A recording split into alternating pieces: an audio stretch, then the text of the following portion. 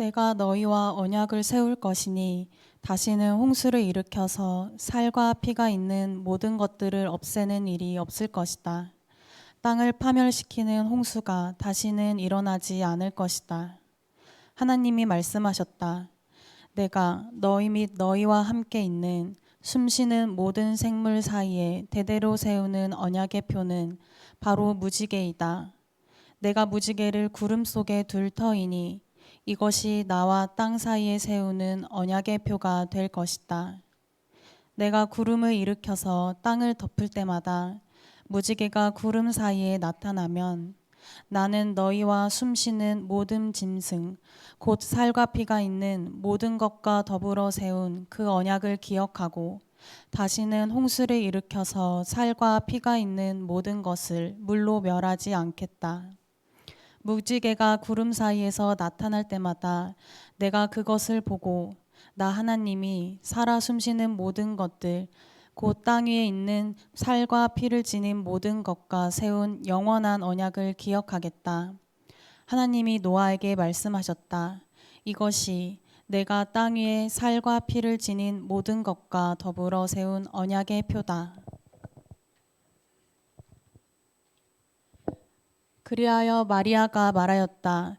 내 영혼이 주님을 찬양하며 내 마음이 내 구주 하나님을 좋아함은 그가 이 여종의 비천함을 보살펴 주셨기 때문입니다. 이제부터는 모든 세대가 나를 행복하다 할 것입니다. 힘센 분이 나에게 큰 일을 하셨기 때문입니다. 그의 이름은 거룩하고 그의 자비하심은 그를 두려워하는 사람들에게 대대로 있을 것입니다. 오늘 설교는 어제 거룩한 독서를 위한 성서 읽기 제1독서에 나오는 한나의 기도 첫 대목을 여러분들에게 소개하는 것으로 시작하겠습니다. 사무엘상 2장 1절입니다. 주님께서 나의 마음에 기쁨을 가득 채워주셨습니다. 이제 나는 주님 앞에서 얼굴을 들 수 있습니다. 원수들 앞에서도 자랑스럽습니다. 주님께서 나를 구하셨으므로 내 기쁨이 큽니다. 아들이 없어서 업신여김을 당했죠. 누가요? 한나가. 근데 아들을 낳습니다. 아들 이름이 뭡니까? 사무엘. 한나가 사무엘을 낳았을 때 드린 기도의 첫 대목입니다. 아들을 낳기 전까지 한나의 삶이 어땠을까요? 성경은 이렇게 묘사합니다. 한나는 울기만 하고 아무것도 먹지 않았다. 울기만 하고 아무것도 먹지 않았대요. 그래서 이제 한나가 그 성전에 가서 기도하는데 소리를 내지 않고 입술만 움직이면서 기도를 했거든요. 근데 또 엘리 제사장은 그걸 한나가 술 취한 줄 알았어요. 그래서 이제 포도주를 좀 끊으시오. 술에 취한 줄로 이제 그 엘리 제사장이 오해하면서 술 끊으라고 하자 한나가 이렇게 말합니다. 제가 너무나도 원통하고 괴로워서 이처럼 기도를 드리고 있는 겁니다. 내 술 취해서 지금 주정하는 게 아니라 그런 얘기죠. 울기만 하고 식음을 전폐하고 원통하고 괴로운 삶, 그것이 한나의 삶의 기후였습니다. 그러나 아들을 얻었을 때 한나의 삶의 기후는 완전히 달라졌습니다. 어떻게? 기쁨이 가득하고 하나님 앞에서도 얼굴을 들 수 있었고 원수들 앞에서도 자랑스러웠습니다. 특히 한나를 괴롭힌 여인이 있었으니 그 원수가 사실은 그 여인이 누군지 아시죠? 분인나. 그 앞에서도 자랑스러웠다 이 말이에요. 새로운 삶의 기후가 한나의 삶에 찾아온 것입니다. 새로운 삶의 기후. 무슨 얘기인지 기억나시나요? 네, 지난주에 새로운 삶의 기후라는 제목으로 설교를 드렸습니다. 사랑하는 우리 길벗 여러분, 여러분은 새로운 삶의 기후 속에서 살아가고 계십니까? 적어도 그 새로운 삶의 기후를 갈망은 하고 있습니까? 오늘날 한국교회는 새로운 삶의 기후를 전파하고 있습니까? 아니면 세속의 기후에 오염되어서 오히려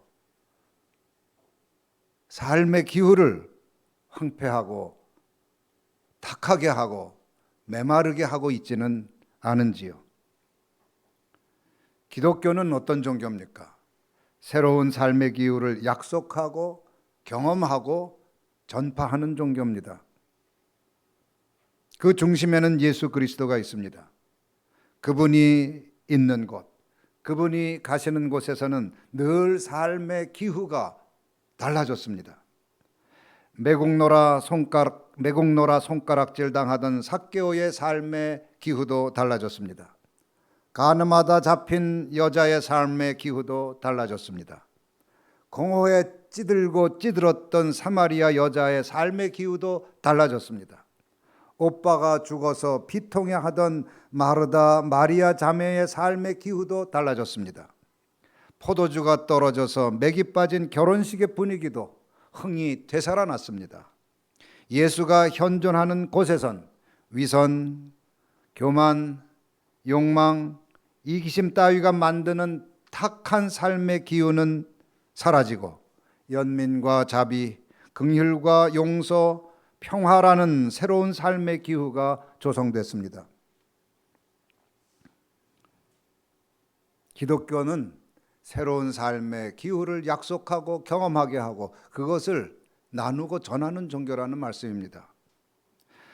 성경에는 새로운 삶의 기후를 일컫는 용어들이 많습니다. 지난주에 우리가 살펴본 이사야가 꿈꾼 그 새하늘과 새 땅이 그렇고 묵시록의 저자가 상상하는 새 예루살렘이 그렇습니다. 예수님께서 공생애를 시작하며 선포하신 하나님 나라, 하늘나라, 천국, 그리고 누가복음 저자가 적은 은혜의 해, 은혜의 해, 이런 것들도 다 새로운 삶의 기후를 일컫는 성경의 용어들입니다. 구약에도 새로운 삶의 기후를 뜻하는 아주 멋진 말이 나옵니다.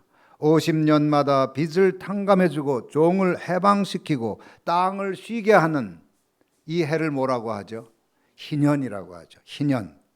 희년은 사회 경제적 차원에서 이루어지는 새로운 삶의 기후를 일컫는 말입니다.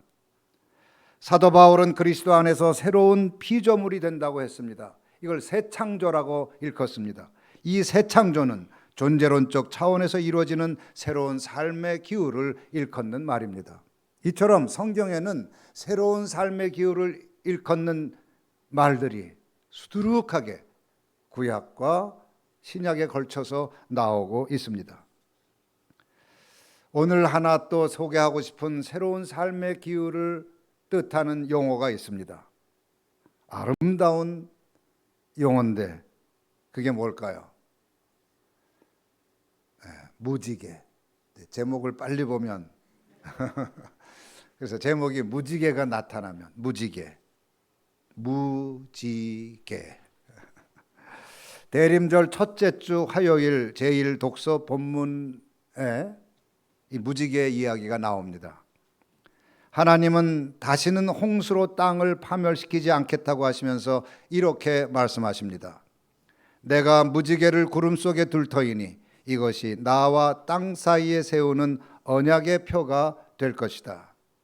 구약 본문을 좀 비춰주세요. 내가 무지개를 구름 속에 둘 터이니 이것이 나와 땅 사이에 세우는 언약의 표가 될 것이다. 창세기 9장 13절 말씀입니다. 무지개 보면 여러분 어떻습니까? 무지개 참 아름답잖아요. 여름에 비가 그친 뒤 햇빛이 비치면 무지개가 나타납니다. 햇빛이 물방울을 통과할 때, 그렇죠? 햇빛이 이제 비가 오고 난 다음에 우리 눈에 보이지는 않지만 수증기 형태로 그 물방울들이 그 공기 중에 있잖아요. 그 햇빛이 물방울을 통과할 때 물방울이 프리즘 역할을 해서 그 빛의 파장에 따라서 색이 여러 색으로 분산된 것, 그것이 무지개입니다. 하지만 이렇게 설명하면 얼마나 재미가 없습니까? 과학적이기는 하지만 아주 재미가 없어요. 그래서 고대인들은 무지개를 단순한 자연현상으로만 보지 않았습니다. 신들의 세계와 인간의 세계를 잇는 다리로 여겼습니다. 신들의 전령이 내려오는 길로 여겼습니다. 혹은 신들이 사용하는 활이라고 생각도 했습니다. 그 활 모양이잖아요. 현대인들은 무지개를 차이와 다양성을 포용하는 빛의 상징으로 이해합니다. 그런데 성경은 무지개를 무엇으로 이해합니까? 하나님의 언약의 표, 약속의 표시라는 얘기예요. 약속의 표시. 하나님은 언약의 표인 무지개를 구름 속에 두셨습니다. 그래서 무지개가 구름 사이에서 나타나면 그 언약을 기억하고 다시는 홍수를 일으켜서 살과 피가 있는 모든 것을 물로 멸하지 않겠다. 이게 약속이에요. 이 약속을 기억하겠다는 거죠. 언제? 1번 설교를 들을 때, 2번 기도할 때, 3번 무지개가 나타나면. 3번이죠. 무지개가 나타나면 하나님이 다시는 홍수로, 물로 땅을 파멸시키지 않겠다는 그 약속을 기억하겠다는 거예요. 이건 무슨 얘기냐면 무지개가 나타나면 이 땅에 고통스러울 일이 사라진다, 그런 얘기예요. 그건 하나님의 약속이기 때문에 절대적으로 그렇다는 성서의 용법입니다. 이 이야기를 심리 영성적으로 읽으면 우리의 삶과 깊이 맞닿는 아주 현실적인 서사가 만들어집니다. 구름이 뭐겠습니까? 짐작하듯이 걱정, 근심이 가득한 어두운 심리 현실을 가리킵니다. 여기서 R2로 묘사된 심리 현실, 그게 구름이에요. 우리 내면엔 불안의 구름, 미움의 구름, 분노의 구름 등 구름이 가득합니다. 여러분들에게 있는 구름은 무엇입니까? 한번 거기에 이름을 한번 붙여보세요. 지금 내 마음속에 있는 구름, 어떤 구름이 있나요? 그런데 이 구름이 점점 짙어지면 뭐가 내리죠? 비가 내립니다. 슬픔의 비가 내립니다. 분노의 비가 내립니다. 두려움의 비, 불안의 비가 내립니다.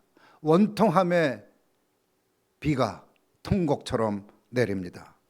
고통의 비도 내리겠죠.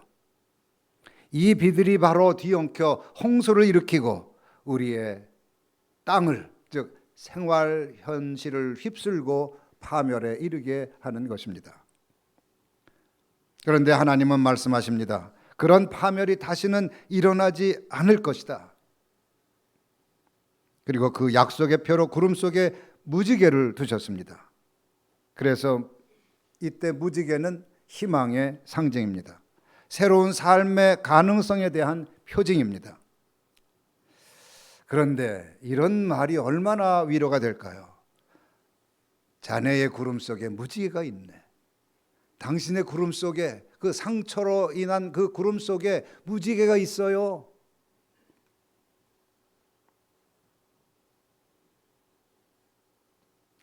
구름 속에 무지개가 있다는 깨달음이 삶의 홍수를 멈추게 할까요? 그 인식만으로?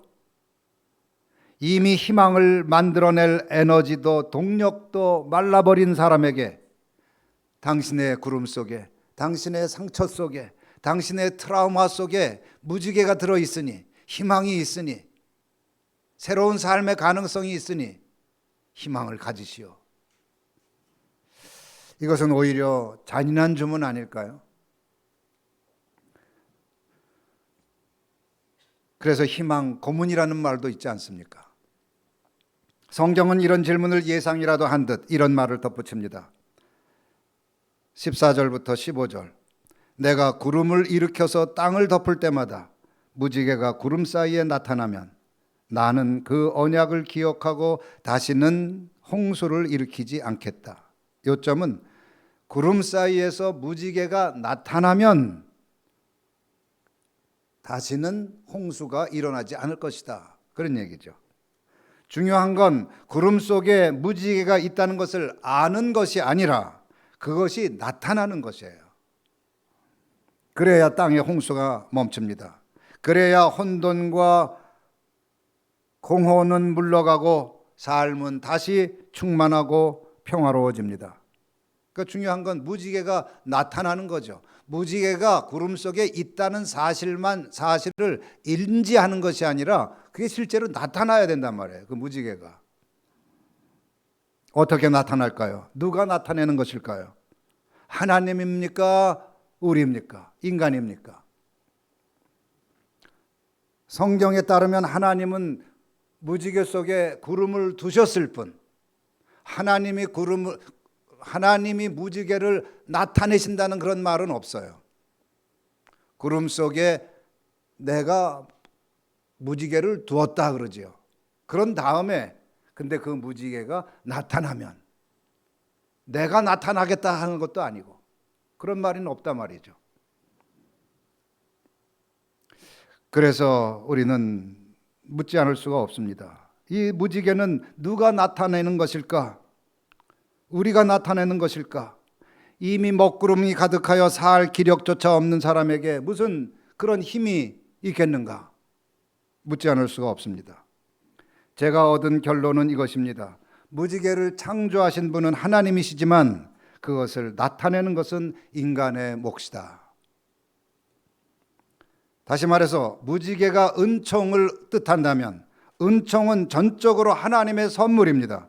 그러나 그 은총의 열매, 즉 그 은총을 현실적으로 경험하려면 그 은총에 내가 응답해야 된다는 얘기예요.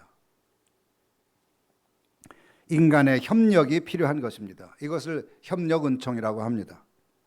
그래서 토마스 아퀴나스라고 하는 중세의 신학의 대가는 이런 말을 했습니다. 은총은 자연을 파괴하지 않고 완성한다. 은총은 자연, 여기서 자연은 인간을 말하는 거예요. 은총은 하나님이고 은총은 자연을 파괴하지 않고 완성한다. 즉 인간의 노력과 인간의 협력이 필요하다는 그런 얘기입니다. 그럴 때 은총이 완성이 된다는 얘기예요. 다시 말해서 하나님의 은총이 현실화되고 하나님의 은총을 우리가 현실적으로 경험할 수가 있다는 그런 얘기입니다. 그래서 내가 응답하지 않으면 아무리 하나님의 은총을 많이 풍성히 예비해 놓으셔도 그 은총이 우리의 삶에서 열매 맺지 않는 것입니다. 인간의 응답. 그 인간의 응답이란 뭘까? 이 은총을 현실화하는 인간의 응답. 하나님께서 구름 속에, 즉 인간의 그 불행 속에 숨겨두신 그 무지개가 나타나서 새로운 희망을 살아가게 하는 그 응답, 인간의 응답이 도대체 뭘까? 그것을 제가 작은 저의 경험으로 한 얼마 전에 있었던 저의 경험을 예를 들어서 한번 설명해 보도록 하겠습니다. 뭐 이렇게 대단한 일은 아닌데 그리고 좀 또 아름다운 일도 아닙니다. 한 2주 전쯤 수업 시간에 있었던 일입니다. 종강을 앞두고 미처 다루지 못한 주제를 내용들이 아직 많아가지고 그것을 강의하느라고 어느 때보다도 제가 열강을 하고 있었습니다. 그런데 눈에 거슬리는 학생 둘이 있었어요. 다른 학생들은 아주 집중해서 강의를 듣고 있습니다. 제 강의를 하나라도 놓칠세라 그냥 그 자판을 두드리면서 이제 필기를 하는 거죠. 요즘 필기를 그 아이패드로 혹은 노트북으로 하니까 다다다다다다다다다다다다 그 소리가 제 강의의 반주처럼 들립니다. 그런데 그 두 학생은 저를 쳐다보지도 않고 자기들끼리 속닥거리면서 휴대폰을 만지작거리질 않나. 아이패드로 뭔가를 이렇게 검색하면서 그게 다 보이거든요. 막 검색하는. 서로 또 바라보면서 싱글싱글 웃는 거예요. 사실 그날뿐이었으면 또 저도 내공이 조금은 있어서 그냥 넘어갈 수 있는데 그날뿐이 아니었습니다. 한 학기 내내 그런 태도로 수업을 임했습니다. 그래도 저는 감정적으로 반응하지 않았습니다. 학기 내내. 그런데 그날 인내심이 한계를 넘었던 모양입니다. 그만 화를 내고 말았습니다. 강의하다 말고 한 학생의 이름을 불렀어요. 그냥 즉 강요하다 말고 아무개. 놀란 눈으로 저를 바라보는 그 학생에게 현존 기도를 암송해 보라고 시켰습니다. 근데 이 현존 기도 암송은 그냥 뭐 처음 시키는 게 아니라 그 학기 시작부터 과제를 내줬고 아침 저녁으로 수련 그것을 이제 암송하면서 우리 단톡방에 올리는 그런 과제가 있었기 때문에 이제 학기가 끝날 무렵이면 아주 그냥 줄줄 나와야 되는 거죠. 줄줄 나와야 되는 그런 상황이었습니다. 그런데 지적당한 학생은 당황해하며 더듬거렸습니다. 아마 저라도 그랬을 것 같아요. 그 갑자기 저 양반이 강의하다가 갑자기 이름 지적하면서 외워봐 그랬더니 네. 그리고 옆 학생에게도 시켰습니다. 그러고 나서 이제 잠시 좀 썰렁한 시간이 지나고 난 다음에 그야말로 꼰대스러운 충고 몇 마디 한 뒤에 수업을 계속했습니다. 수업이 끝났는데 마음이 좋지 않았습니다. 저녁에 떼제 예배가 있었는데 떼제 예배 드리는 중에도 마음이 편치 않았습니다. 이제 하루 지나면 잊혀지겠지. 그러나 다음 날이 되어서도 마찬가지였습니다. 마음은 더 무거워지고 어두워졌습니다. 수업 시간에 화를 내며 감정을 드러낸 것도 후회스러웠지만 무엇보다 기도문을 벌의 도구로 이용한 것이 가슴 아팠어요. 생각해 보세요. 그 학생들은 현존 기도를 뭐로 기억하겠습니까? 현존 기도만 떠올리면 아무튼 그 악몽이 떠오르지 않겠어요? 그런 생각을 하니까 얼굴이 화끈거렸습니다. 그러니까 기도 선생이 아주 기도를 망친 꼴이 된 거예요. 그 제 수업의 그 과목 이름이 뭔지 아십니까? 영성 형성과 분별이에요. 영성 형성의 핵심은 뭐냐면 우리가 그리스도의 장성한 분량에 충만한 데까지 이르러야 된다. 범사에 그리스도에게까지 자라야 된다. 그 얘기예요. 또 분별은 뭐예요? 그야말로 무분별해서는 안 되고 매사에 분별해야 실수하지 않고 삶의 에너지 낭비하지 않고 제가 그 얘기 얼마나 많이 합니까? 영성 형성과 분별. 수업 제목과는 거리가 먼 아주 미숙하고 무분별한 모습을 보였으니 한 학기 농사를 완전히 망친 셈이 된 겁니다. 그리고 그날 수업에 참석한 다른 학생들한테도 미안했습니다. 그들은 또 얼마나 놀랐겠습니까? 수업에 열중하고 있었는데 갑자기 교수가 화를 내고 그 수업의 맥을 딱 끊어버리니까 하루 이틀 지나면 괜찮아지리라 생각했지만 마음은 점점 무거워졌고 내가 실수했다는 생각은 점점 깊어졌습니다. 하지만 한켠에서는 저의 행동을 합리화하고 정당화하는 마음도 들었습니다. 내가 잘못한 게 뭐야? 수업에 지장을 초래하는 학생을 훈육하는 것도 교수의 책임 아닌가? 오히려 모르는 체 하는 게 더 잘못된 것 아니겠어? 학생들은 대수롭지 않게 생각하는데 저 혼자 유난을 떠는 것 같기도 했습니다. 그리고 이렇게 너무 이렇게 그 자괴감에 빠지고 이런 것도 어찌 생각하면 아주 교묘한 자만심이나 영적 과시일 수도 있었습니다. 하지만 이렇게 합리화해 보지만 합리화로 얻는 마음의 평화는 잠시뿐 마음은 다시 자괴감의 수렁으로 곤두박질 쳤습니다. 며칠 동안 괴로워하며 기도하던 중 한 가지 중요한 변화가 제 안에서 일어나는 것을 알아차렸습니다. 생각의 내용, 즉 분심의 내용이 달라지는 것을 알아차린 거예요. 처음에는 곤혹스러움, 미안함, 자괴감 같은 감정들이 솟았습니다.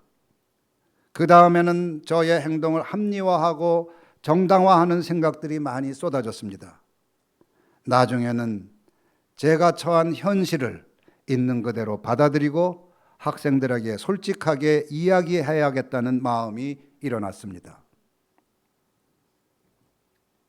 그래서 그 다음 시간에 저는 당사자들에게 그때도 이름을 불렀어요. 근데 그때는 이름 부르는 어조가 달랐죠. 그 당사자들에게 정식으로 사과했습니다. 그리고 다른 학생들에게도 공개적으로 용서를 구했습니다. 휴식 시간이었습니다. 근데 그 학생이 저에게 다가왔습니다. 작은 소리로 저에게 말을 해요. 죄송합니다, 교수님. 제가 잘못했습니다. 그 전에는 아주 그야말로 쌩 까고 나갔거든요. 그래서 저도 작은 소리로 대답했습니다. 아니야, 내가 미안했어. 학생들의 얼굴도 기색이 펴지는 것을 제가 느꼈어요. 그날 이후 제 마음에는 무지개가 떠 있습니다. 그리고 제 생활 현실에서 자괴감의 홍수는 멈췄습니다. 존 웨슬리의 은총 신학에 따르면 하나님은, 사랑의 하나님은 우리에게 먼저 다가오십니다. 이게 선행 은총입니다. 선행 은총은 인간의 양심을 일깨우고 눈을 열어서 자신의 실제 모습을, 실상을 자각하게 합니다. 각성하게 합니다. 이것이 선행 은총의 각성작용입니다. 이때 인간이 도망치지 않고 죄의 현실을 정직하게 대면하면서 그 은총에 협력을 할 때, 이게 협력 은총인데, 그때 우리는 칭의에 이르고 성화의 과정을 시작하게 됩니다. 이때 은총은 삶 속에서 열매를 맺는 것이요, 하나님이 이미 마련해 두신 그리스도 예수 그리스도를 통하여서 우리들에게 언약해 주신 그 구원의 은총은 우리들의 삶 속에서 현실화되는 것입니다. 그렇습니다. 무지개는 이미 구름 속에 있었습니다. 그러나 그것이 드러나기 위해서는 내가 나의 실수를 인정하고, 즉 나의 죄를 인정하고 현실을 정직하게 대면하면서 그 상황에서 필요한 할 일을 하는 것이었습니다. 그때 헨리 나우엔이 그 분별력이라는 책에서 한 대목이 생각이 났습니다. 헨리 나우엔이 마더 테레사를 찾아갔어요. 나 이러이러해서 괴롭고 이러이러해서 불안하고 이러이러해서 힘듭니다. 그때 마더 테레사가 한 한마디는 이것이었습니다. 하루에 1시간씩 기도하시고 하나님이 싫어하는 일을 하지 마십시오. 다시 말해서 하나님이 원하시는 일을 하십시오. 그 얘기입니다. 제가 그랬어요. 하나님이 원하는 일을 해야 했습니다. 물론 그것을 피하기 위해서 여러 가지 합리화, 정당화 혹은 심지어 미화까지 동원했지만, 그러나 그 해야 할 일을 했을 때, 내가 나의 실수와 잘못을 인정하고 해야 할 일을 했을 때, 그때 하나님께서 그 상황 속에 심어두신 무지개가 나타난 겁니다. 은총이 현실이 된 겁니다. 대림절입니다. 대림절 어떤 시기입니까? 예수 그리스도를 기다리는 절기입니다. 예수 그리스도야말로 무지개입니다. 제가 언젠가 무지개 예수 설교를 드린 적이 있는데 기억하시나요? 한번 나중에 다시 한번 복습을 해야 될 것 같습니다. 예수님은 성경에 보면 7가지 모습으로 나타나세요. 그래서 제가 무지개 예수다 그렇게 이름을 붙였는데, 이 대림절은 무지개이신 예수 그리스도를 기다리는 절기입니다. 동시에 그 무지개가 우리의 삶 속에 실제로 나타나게 하는 시간입니다. 예수님은 하나님이 구름 속에 두신 언약의 무지개이지만 그 무지개는 인간의 응답, 나의 응답 속에서 현실이 됩니다. 이 점에서 대림절은 마리아의 시간이라고 말할 수도 있습니다. 마리아는 받아들이기 힘든 현실 속에서, 도저히 흉측한 일 아니에요. 소녀가, 결혼도 안 한 소녀가 아들을 낳을 것이다. 얼마나 흉해요. 그런데 그 현실을 있는 그대로 직면하고 대면하고 받아들이면서 거기서 자기가 할 일을 했어요. 하나님의 뜻을 따르는 일, 말씀대로 내게 이루어지이다. 그렇게 응답했고 그 응답 속에서 예수 그리스도가 잉태되었습니다. 오늘 두 번째로 읽은 마리아의 노래 마니피캇은 은총이 이미 시작되었고 그 은총이 세상의 질서와 삶의 기후를 뒤바꿀 것이라는 노래입니다. 그리고 그 마니피캇, 그 마리아의 노래가 오늘 임례할 때 부른 내 영혼이 주님을 찬양합니다. 마니피캇 마니피캇 마니피캇 아니만 메아 도미눔.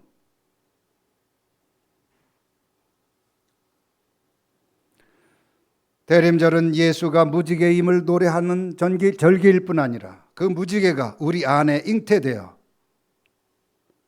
우리의 순종하는 행위를 통해 참자의 모습으로 드러나게 하는 절기입니다.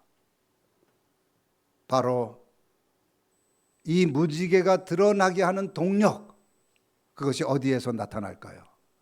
그게 꾸준한 수행을 통해 나의 참자가 각성이 될 때, 활성화될 때, 깨어날 때 거기에서 우리는 순종하는 에너지를 얻을 수가 있고 그 상황에 적합한 행동을 할 수 있게 되고 그때 우리들의 삶의 고통 속에 숨어있던 무지개가 나타나는 법입니다. 이렇게 해서 대림절은 새로운 삶의 기후가 다시 시작되는 절기입니다. 새로운 삶의 기후가 우리 여러 길버님들의 삶 속에 풍성하게 깃들기를 축원합니다. 기도합시다.